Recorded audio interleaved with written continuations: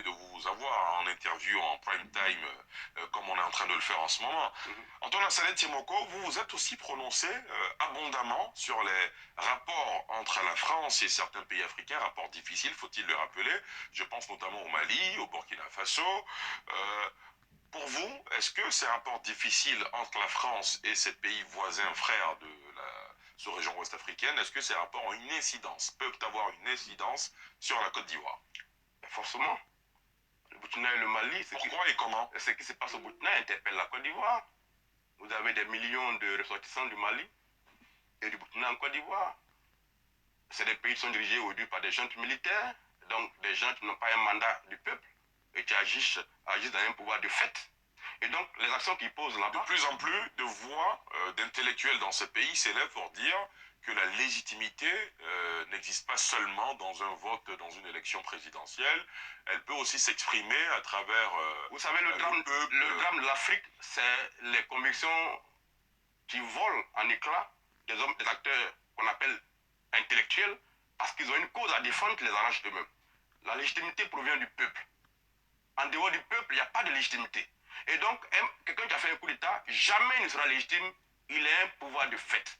Et donc, c'est un régime qui est né à la suite d'un coup d'État, qui quand il lance des mots d'ordre, il a l'impression qu'il est soutenu, les rues sont bondées de monde partout dans le pays. D'un pays il peut avoir l'impression d'avoir une légitimité. Mais ce n'est qu'une impression. La légitimité, je le dis toujours, provient du peuple et ça se fait par voie électorale. En dehors de ça, il n'y a pas de légitimité. Et donc, des acteurs qui n'ont pas de légitimité doivent poser des actes, peut-être pour faire plaisir à une classe de population qui les suit, mais ces actes ne doivent pas avoir de conséquences sur les pays voisins. Et donc, ils ont la liberté de rompre leurs relations avec la France, c'est leur droit le plus absolu. Mais la Côte d'Ivoire, c'est un pays souverain qui a le droit de se comporter comme elle l'entend vis-à-vis de ses partenaires. Donc, ils n'ont pas à juger la Côte d'Ivoire. Ils sont libres de faire ce qu'ils veulent là-bas. Mais qu'ils sachent que leurs actes ont une conséquence sur la Côte d'Ivoire et par conséquent, notre pays et notre président aussi ont le droit d'agir en conséquence pour prévenir ce qui arrive. Comment vous voyez la fin de cette, j'ai envie de dire, de cette succession de coups d'État dans la sous-région ouest africaine? D'abord le Mali, la Guinée, le Mali encore, le Burkina et encore une fois le Burkina. Comment vous pensez que c'est... Mais je pense que les peuples vont finir par comprendre que le coup d'État ne mène à rien. Si le coup d'État développait les pays, le Mali et le Burkina seraient les pays les plus développés du monde. Hein. Et donc, le coup d'État ne mène à rien. Parce qu'après, quand on gratte le vernis de la souveraineté, parce que j'ai l'impression que chasser la France est devenu un acte de légitimation des coups d'État. Ils prennent le pouvoir pour un but précis. Et puis automatiquement, pour qu'ils aient le soutien de leur peuple, ils disent on chasse la France. Ils ont l'impression qu'en faisant ça, ils deviennent des gens qui créent du nouveau, alors qu'ils ne créent rien de nouveau. Parce qu'après ces régimes, j'allais dire, non légitimes, des régimes légitimes vont arriver, élus par le peuple, et qui pourraient agir autrement. Donc à quoi ça sert d'effriter la cohésion dans un pays par des actes spectaculaires, mais dont la finalité n'est pas très visible? Antoine Assalet Tiemoko, pour ces acteurs-là, ils estiment qu'avant eux, il y a eu des régimes légitimes, comme vous l'indiquez, qui ont été issus d'élections bien organisées, mais ces régimes ont échoué pour faute de corruption. Donc, de plus en plus de jeunes, alimentés par des intellectuels, estiment que les hommes politiques ou la politique classique a montré ses limites. Est-ce que vous avez l'impression que la junte au Mali a lutté contre la corruption? Est-ce que vous voyez les reportages qu'on fait sur leur enrichissement? Il n'y a rien de nouveau sur le soleil. Il faut ces reportages. Mais il y a les chaînes internationales, vous suivez les chaînes internationales, il y a des reportages. Vous direz que les chaînes internationales sont inféodées au système occidental. Non, justement, c'est ce discours de déprogrammation de la vérité qui va nous conduire à terme à notre pète. Parce que, je vous le dis, je l'assume, les militaires ne créeront rien de nouveau. Ils feront rien de nouveau. Ils ne feront que entretenir une sorte de souverainisme qui n'apporte rien au peuple. Parce que les problèmes des pays dans lesquels les coups d'État ont été faits n'ont pas été résolus jusqu'à aujourd'hui. Et donc, les poutistes n'ont pas leur place au palais présidentiel. Il faut que les gens comprennent que le coup d'État ne nous conduise jamais à rien. Il ne se passera rien de nouveau au Mali. Chasser la France pour appeler l'autre, Je pense que c'est une perte de temps. Tu vas nous rattraper tous. Dans cette brèche ouverte justement par le fait de chasser la France, par le départ de la France, de ces pays, il y a une autre puissance mondiale, une puissance militaire mondiale qui essaie d'avoir de l'influence dans la région. Je parle évidemment de la Russie.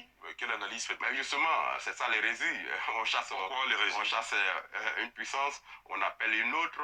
À quand les Africains vont se mettre devant la glace pour assumer leurs responsabilités? Pourquoi 60 ans après les indépendances, nous sommes toujours à condamner les sérieux pour être responsables de nos fautes? Quelles sont nos fautes à nous? Combien de temps avons-nous perdu à éduquer nos populations? Bon. Qu'est-ce qu'on fabrique au Mali? Qu'est-ce qu'on fabrique en Côte d'Ivoire? Je vais m'arrêter là. Bon. C'est la forme, hein. Vous avez remarqué. Aujourd'hui, donc, nous sommes le 10 février 2023.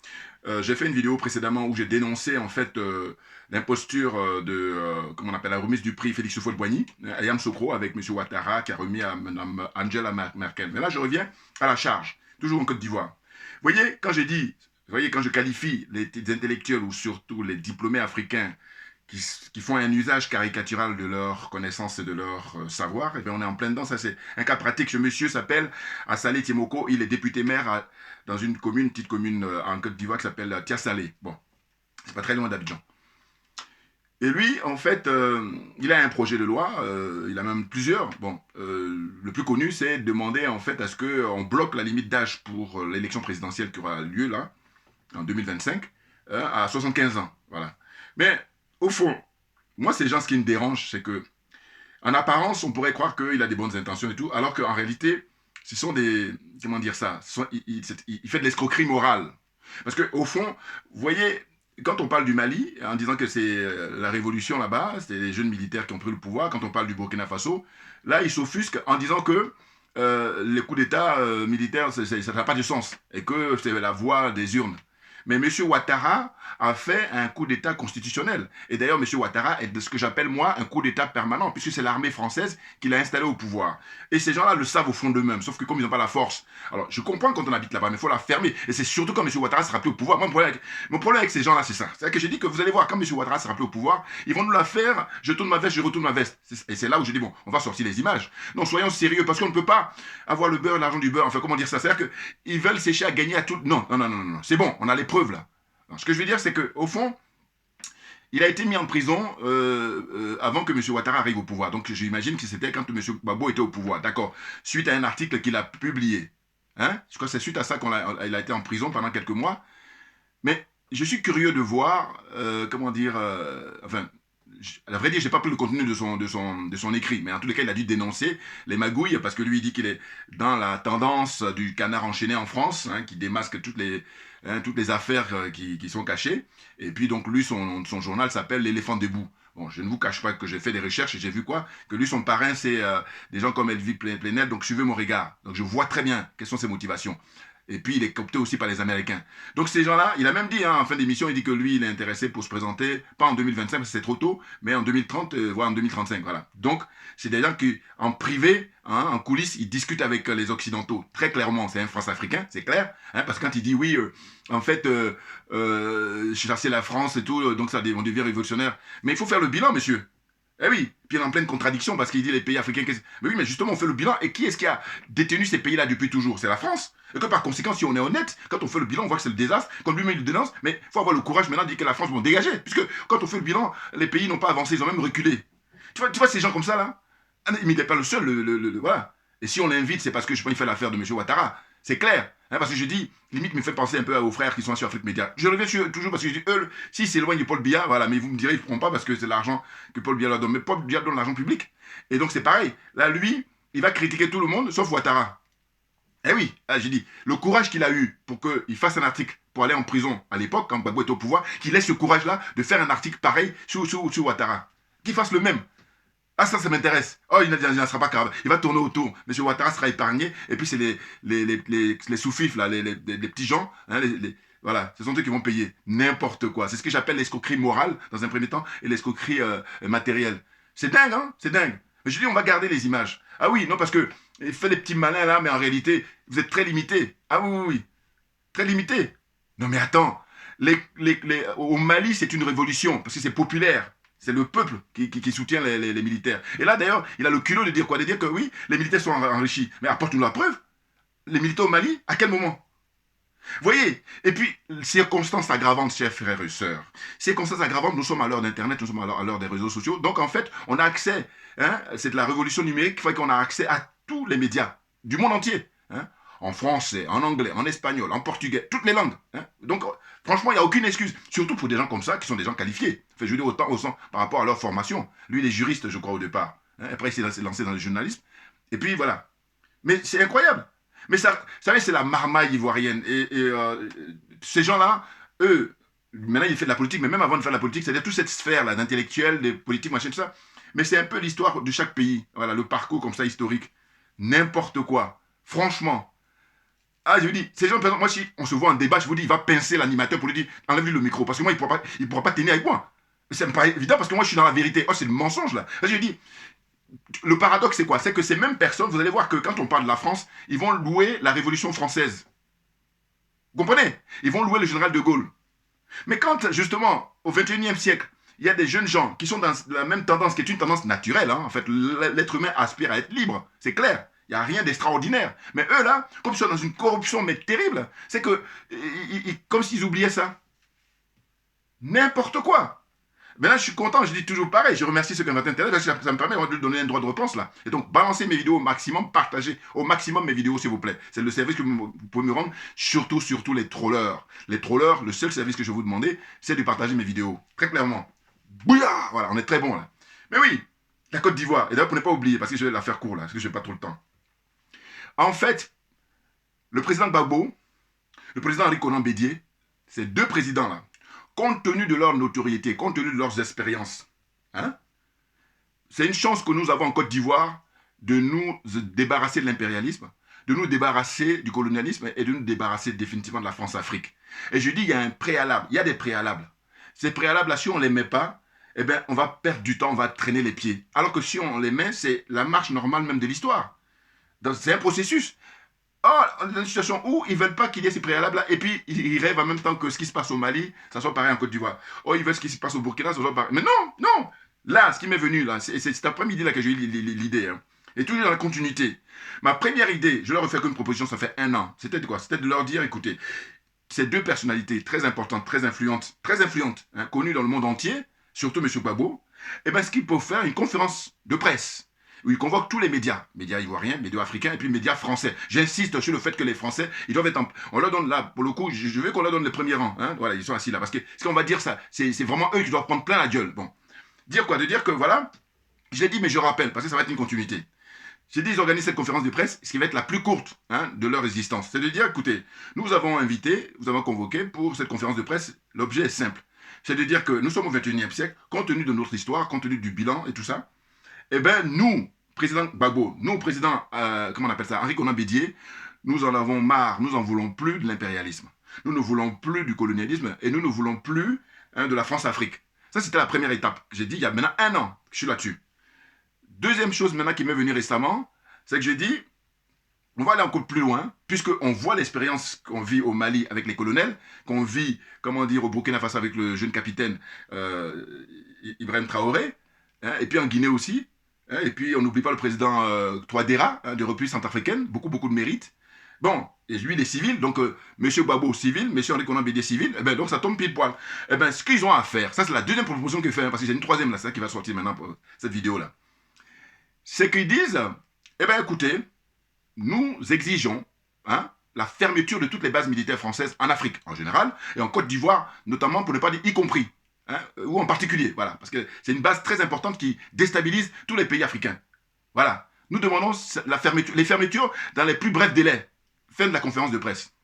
C'est tout. Et je dis, quand je dis ça, le message sera passé auprès du peuple, et puis la jeunesse africaine en général, et la jeunesse ivoirienne en particulier, ils vont s'occuper du service après-vente. Comprennent qui veut, comprennent qui peut. Maintenant, ce qui m'est venu là, cet après-midi, en fait, c'est justement suite à la remise des prix au feu de Boigny là, à Yamoussoukro, à Mme Angela Merkel. Bon, écoutez, je vais encore plus loin.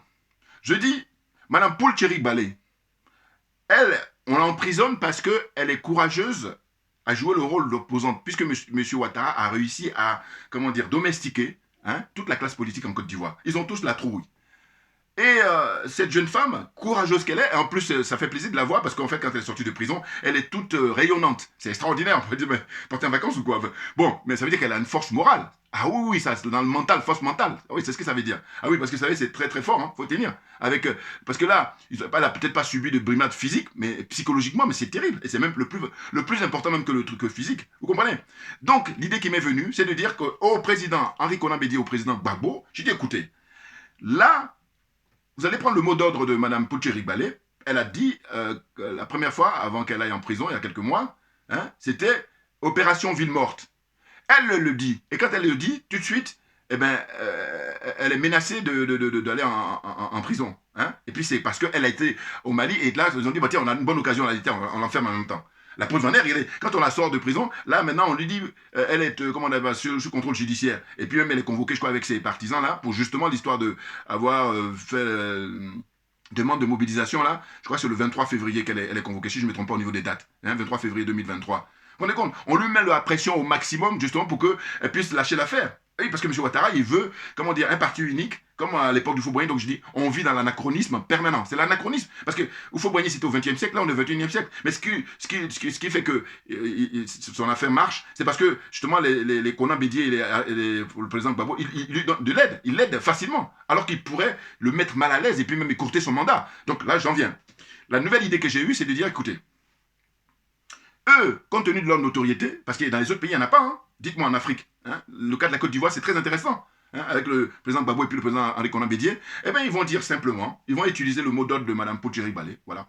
Opération Ville Morte, on va dire, bon là, on est en février, allez, prenons le mois de mars, allez, voilà. Le 1er mars, Opération Ville Morte, c'est un appel qui est lancé par M. Henri Konan Bédié et qui est lancé par M. Laurent Gbagbo, conjointement, tous les deux, lors d'une conférence de presse. Vous imaginez? Eh bien là, on arrête l'impérialisme, on arrête, comment on appelle ça, le colonialisme, et on arrête immédiatement la France-Afrique. Moi, je ne me contente pas de critiquer. Voilà, je fais des propositions. Et c'est des propositions très nobles. Je suis désolé. Voilà, chacun de nous a une énergie qui lui est propre. Il faut accepter. En fait, parce que j'aimerais tellement qu'on se donne la main en disant, bon, hein, je passe mon temps à dire ça parce que je vois bien. Il y en a là, ils ont des boules. Mais je peux rien. Qu'est-ce que je voulais que je lui fasse? C'est dommage parce qu'on perd du temps. N'importe quoi. Partagez mes vidéos au maximum. Et là, vous allez voir que ça a de la gueule. Vous imaginez, le président Gbagbo et le président Henri Konan Bédié, ils font une conférence de presse où il dit Opération Ville Morte à partir du 1er mars. Voilà. C'est-à-dire 1er mars, tous les Ivoiriens, personne ne bouge. Et vous allez voir, c'est là, parce qu'on sait très bien le potentiel qu'ils ont au point de vue, comment on appelle, électorat, voilà, très clairement, de monsieur Gbagbo, hein, qui est très populaire, hein. Et puis ensuite, M. Henri Konan Bédié. Bon, les deux maintenant, ils sont en train de fusionner. Eh bien, mettez ça en pratique. Et en pratique, c'est de lancer un mot d'ordre dans une conférence de presse, tout simplement. Et je dis, c'est la plus courte. Et vous dites, la conférence va être terminée. Et vous allez voir que le 1er mars 2023, eh bien, personne ne bougera. Et l'activité économique se branle. Et là, monsieur... Alors là, je vais vous dire, les capitalistes, là, c'est-à-dire que les Français, les Américains, les adeptes de l'OTAN, là, et puis monsieur Ouattara, qui est un élève d'eux, hein, voilà, il est adepte, et aussi... Hein, eh bien, ça, c'est vraiment leur point fort, leur point faible. Enfin, au sens où je veux dire, vous les tenez là. Ah, ben, là, parce que eux, l'argent, c'est le Dieu. Hein, l'argent est Dieu. Voilà. Donc, économiquement, c'est-à-dire que pratiquement l'activité économique est bloquée. Vous les tenez et là, ils vont plus faire le malin, ils vont nous donner tout ce qu'on veut. Mais vous vous rendez compte? Donc, tous les comment on appelle ces personnes qui soutiennent le président Gbagbo, honte à vous. Tous les collaborateurs là, qui donnent des conseils au président Gbagbo, honte à vous. Parce que ce que je dis là, prenez-le et réfléchissez là-dessus. Mais simplement, ben, vous êtes à penser... comment dire, à votre petite matériel, c'est-à-dire la cupidité, votre petite matériel, la petite maison, petite voiture, petite... voilà. Alors que moi, j'ai une vision pour le peuple africain, attention, je suis un panafricain convaincu, hein, un authentique panafricain, voilà. Djoubian, c'est mon surnom sur le net, hein, je suis accessoirement seulement spécialiste de la France. Il faut bien le comprendre. Hein? Moi, j'aimerais bien qu'on avance parce que je dis, on les a, les éléments. On a les moyens de pouvoir faire sauter M. Ouattara le plus vite possible. Mais là, on est dans une situation où ils sont là, ils ont peur. Et puis, bon, t'as peur, c'est une chose, c'est naturel. Mais par contre, si y a ton voisin, mais le pire, c'est même pas qu'ils aient peur. Le pire, c'est qu'eux, ils t'empêchent. Parce que, voilà, et ils ne comprennent pas que toi, tu as cette force-là, cette énergie. Non, et donc, ils t'empêchent, ils font du nivellement par le bas. Et même, je les considère même comme plus dangereux que les gens en face. Parce que les gens en face, je trouve que c'est normal. Mais eux, moi, je les considère dangereux, c'est que je dis, mais écoutez, c'est votre problème que vous avez peur. C'est votre problème. Mais oubliez-moi, à la limite. Mais ils vont chercher par des artifices indirectement pour vous faire mal. Je vous comprenne qui veut, comprenne qui peut. Voilà, c'est important ce que je suis en train de dire. C'est hyper important ce que je suis en train de dire. Non, mais parce que ça me dépasse. Je dis, mais il y a des situations où on n'a pas, comme j'utilise toujours le terme d'équation, même si je n'étais pas très bon en maths, mais l'équation, vous savez, je dis même que souvent, il y a des matières quand j'étais à l'école, quand vous arrivez à les traiter, bon, sans plus, ou bon, vous êtes content. Mais moi, peut-être ça vient du fait que je n'étais pas bon en maths, mais je trouve que les maths, quand vous avez une équation à résoudre et vous réussissez, vous avez une sensation, mais qui n'est pas la même que quand vous traitez d'autres matières. Enfin, dites-moi dans les commentaires, pareil, si je me trompe. Donc, je veux dire que là, on a la solution, la solution de l'équation par rapport au fait que je propose au président Gbagbo et au président, comment dire, Henri Konan Bédié. J'ai fait 3 propositions là. Et il se trouve que les 3 sont bonnes. Maintenant, il y en a même une qui est beaucoup plus facile de tout ce que j'ai proposé. Ben, c'est ville morte. Parce que demander la fermeture de la base militaire, ils ont peur. Demander, qu'est-ce que j'ai dit encore auparavant j'ai dit base militaire, ça c'est en deuxième, mais en premier, j'ai dit, nous n'en voulons plus de l'impérialisme. Bon, ils ont peur. Mais dire que, écoutez, chers compatriotes, hein, chers Ivoiriens, chères Ivoiriennes, le 1er mars 2023, personne ne sort de chez lui, opération ville morte. Maintenant, c'est vrai que là, ça demande du sacrifice. Surtout pour quelqu'un comme Henri Konan Bédié, qui est beaucoup plus riche. Hein. Si on fait le classement, je crois que M.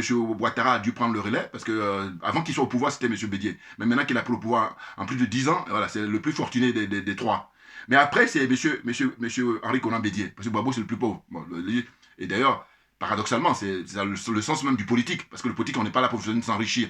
On s'enrichit par les idées, on enrichit le peuple, par contre, on ne s'enrichit pas. Et c'est le contraire qui n'est pas sur la politique, c'est les affaires, ça. Comprenez bien, ceux qui font de la politique au sens noble du thème, ils viennent pour enrichir le peuple. Alors que ceux qui viennent pour s'enrichir, ils ne font pas de la politique, ils font du business. Hein, c'est des hommes d'affaires. Voilà. Et encore, il faudra les vérifier. Avec tous les déficits et tout ça. Donc, c'est n'importe quoi. Des cupides, des idiots. Voilà. Les aliénés, les complexés, les corrompus. Voilà. Vous voyez, donc, j'ai la faire court là parce que j'ai des trucs à faire. Mais j'espère que vous m'avez compris. Hein, à Salé Tiemoko, là, franchement, le mec qui fait le malin, alors que j'ai vu ses limites. Corrompus par les Occidentaux, les Français d'une part et les Américains. Voilà, ils sont là, dans les réunions privées, ils doivent le recevoir et puis l'encourager, hein, et puis lui, voilà, et puis cache son jeu là, pour l'instant, à jouer, je suis démocrate. De quoi? La révolution, elle est au Mali, la révolution, elle est au Burkina Faso. Dès lors que le peuple se lève pour soutenir quelqu'un qui est en place, d'ailleurs même, regarde les autres pays là, la Côte d'Ivoire, M. Ouattara, quelle légitimité là. Quand il y a des élections, les gens meurent. Et tu trouves que ça a du sens? Et d'ailleurs, je vais terminer par là. Bon. M. Ouattara a invité Mme Angela Merkel. Rappelez-vous, ça m'est venu là, cet après-midi, pareil. Quand M. Gbagbo avait donné une interview à Denis Epoté, quand Gbagbo, le président Gbagbo, hein, je crois qu'il s'apprêtait à venir à rentrer en Côte d'Ivoire. Il a de ce premier interview comme ça, hein, aux médias français, sur France 24. Hein, Denis Epoté, c'est elle qui l'a reçu. Et le président Gbagbo, quand il s'exprimait, tu voyais l'homme politique. Eh bien, M. Ouattara a copié ce qu'a dit le président Gbagbo. Hein. Et quand il a dans certains propos, si vous regardez mes vieilles vidéos, j'avais déjà signalé, mais ça m'est revenu. En fait, il admire Mme Merkel, mais dans quel sens? Dans le sens de la longévité de son pouvoir. Mais sauf que la différence majeure, et même qui n'est même incomparable, Madame, comment on appelle ça, Angela Merkel, la chancelière allemande qui n'est plus au pouvoir, hein, parce que depuis un an, elle a eu son successeur, un homme. Bon, eh bien, elle, quand il y a des élections en Allemagne, personne n'est emprisonné, encore moins couper la tête des gens. Hein? Les élections se passent dans la transparence. Alors, évidemment, on va me dire qu'ils ont l'expérience démocratique. Mais dans ce cas-là, si eux, ils ont l'expérience démocratique et ça se passe pacifiquement très bien, bon, on n'a pas à se comparer à eux. Parce que ça n'a rien à voir. Or, quand je vous parle de usage caricatural de la connaissance du savoir, c'est ça qu'il faut M. Ouattara, entre autres, et tous là. Ouais, parce que si tu utilises quelque chose de manière bien, eh bien, parce que j'utilise le terme de caricatural, parce que bon, ceux qui ont compris, hein, parce que la caricature, c'est démesuré, puis ça n'a rien à voir avec la réalité. Voilà, c'est ça en fait. Voilà. Oui. Donc je veux dire que lui, il admire Mme Merkel, c'est pour ça qu'il a fait mains et pieds pour convaincre les Français, pour convaincre l'UNESCO, tout ça. Et puis aujourd'hui, en 2023, on lui donne le prix à Yamoussoukro, là, le prix de Félix Houphouët-Boigny. Voilà, je vous dis le fond de ma pensée. Maintenant, ceux qui pensent le contraire, envoyez-moi les commentaires. Voilà. Mais j'ai dit, la différence, c'est que Mme Merkel, les 16 ans qu'elle est restée au pouvoir, personne n'a été emprisonné pour des délits d'opinion, encore moins couper la tête, hein, d'un citoyen ou d'un Allemand. Voilà, un citoyen allemand. Voilà. Hein, aucun. Voilà. Et je vous dis, ils ont un respect pour elle parce qu'effectivement, elle a mené bien sa barque pour que le peuple comment dire, allemand, il soit bien tout le long de sa gouvernance. Voilà, c'est ça. Et donc, M. Ouattara, là, voilà. En fait, le problème, c'est que comme il y a beaucoup de gens qui ne sont pas au fait des choses, qui ne sont pas informés, donc ils en profitent, mais ils en profitent vraiment, ça déborde. Voilà. Maintenant, il appartient à ceux qui ont un certain niveau, mais de se montrer honnête et puis de faire de manière à ce que tout le monde soit gagnant. Parce que moi, c'est ma motivation, ça. Merci à vous tous pour votre attention, et puis à très bientôt. Et comme j'ai pour habitude de dire, nous, là, on ne va rien lâcher du tout, parce que c'est nous qui avons raison, très clairement. Voilà.